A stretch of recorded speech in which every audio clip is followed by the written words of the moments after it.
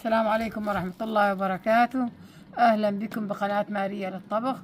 اليوم سنعمل معا الحلا البارد. المكونات فيها بسكوت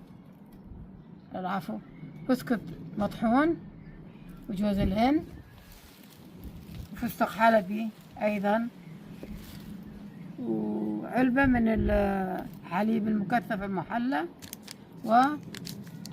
وشوكولاتة ومربى. طريقة العمل: أضفنا البسكوت المطحون، وهذا هو جوز الهند، ثم هذا هو الحليب المكثف المحلى نضيفه أيضا. بسم الله.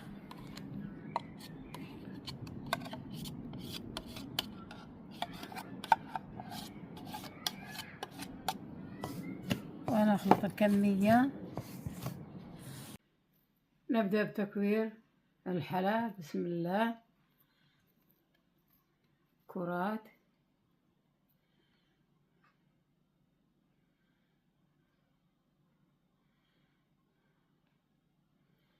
ثم نغسلها نغمسها بالمربى، ثم بالفستق الحلبي،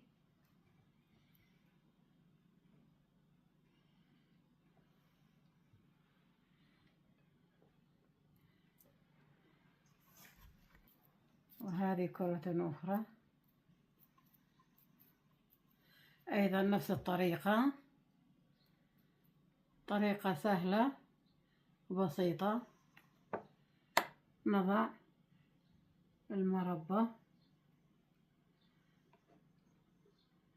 فوق الوجه، ثم نغمسها أيضا بالفستق الحلبي هكذا.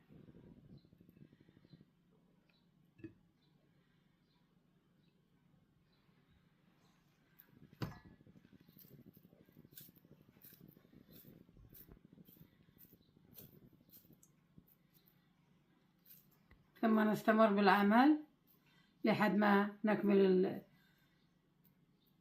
الكرات ونرجع إليكم إن شاء الله. سوف نضع في الوسط الشوكولاتة،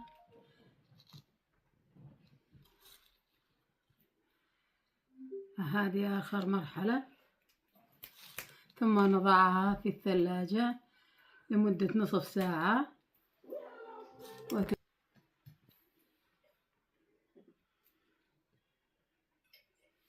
أكملنا كل الكمية.